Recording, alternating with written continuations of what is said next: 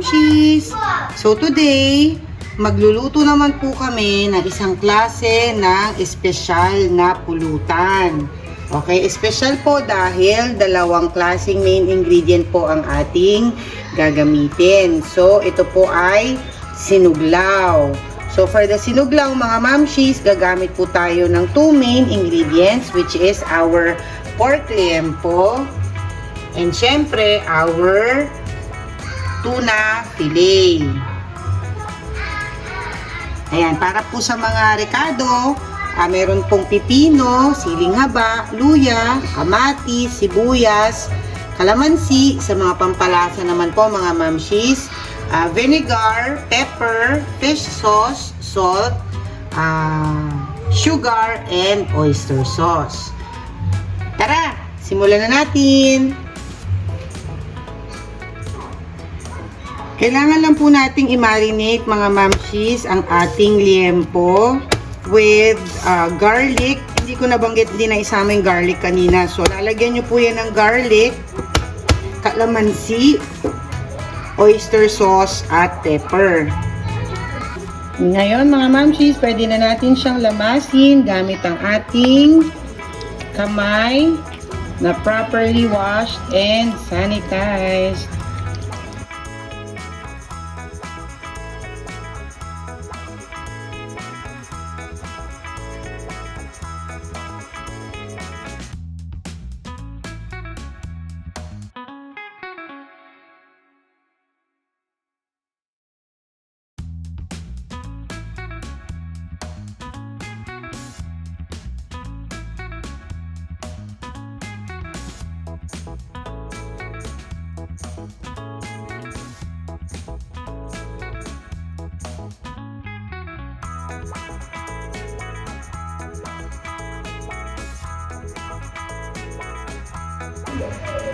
So, sa gagamitin naman natin for sa tuna po, i-marinate po natin siya using vinegar.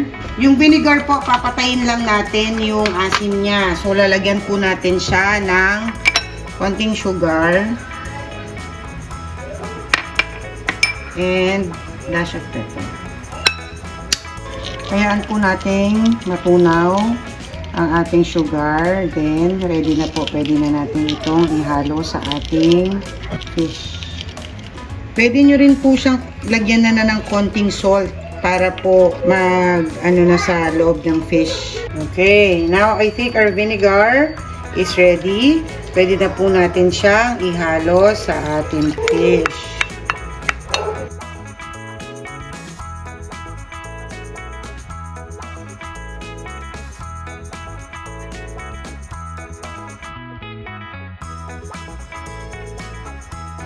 So, habang ang ating fish ay nahihimlay sa vinegar, hintay lang po nating lutuin siya ng suka. I-ready na po natin ang iba pa nating mga ingredients.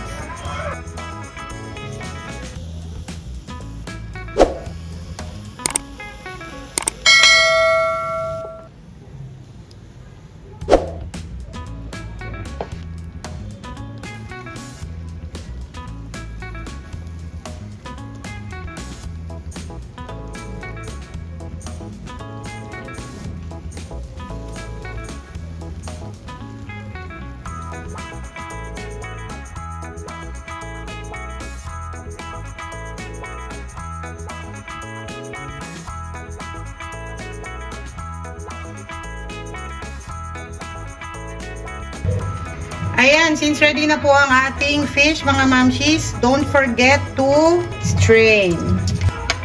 Para po sa pinaka-sauce na gagamitin natin pag pinaghalo-halo na natin ang ating sinuglaw, ayan, prepare po kayo ng vinegar.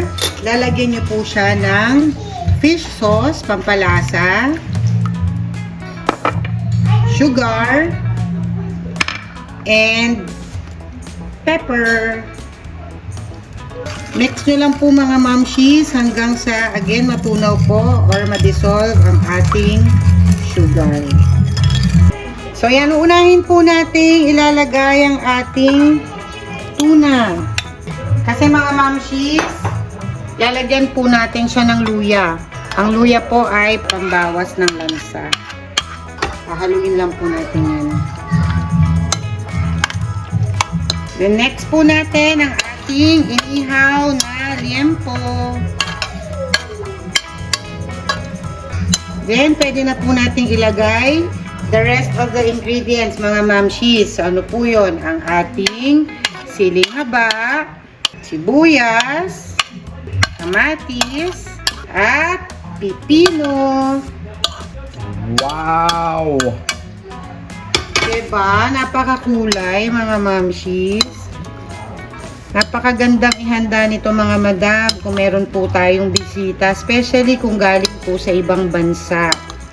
Okay? And to top it all, mga mamshis, lalagay na po natin ang ating pasos. Okay? Ang pinakapasabaw po niyan, mga mamshis, ay vinegar po na tinimplahan na natin kanina. Halo nyo lang po muna.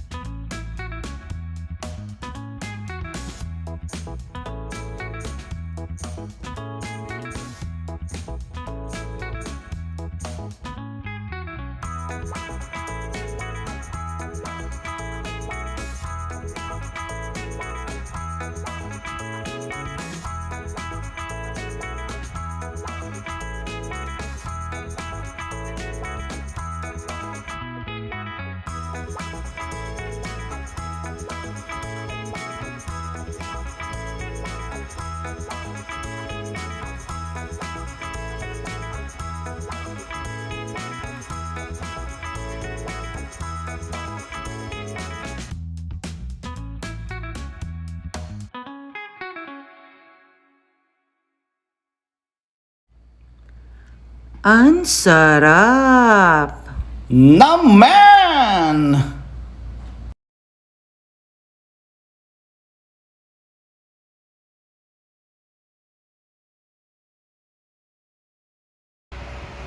Ito, subukan natin to. Dahil may nag-shoutout si Manny. Shoutout nga pala si Manny, may nag-request pala nito. Si Manuel Smith. Try natin to sinuglaw. Minsan na namin gawin to. Punahin natin itong tuna.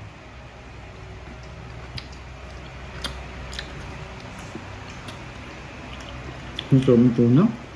Bukan natin itong baboy.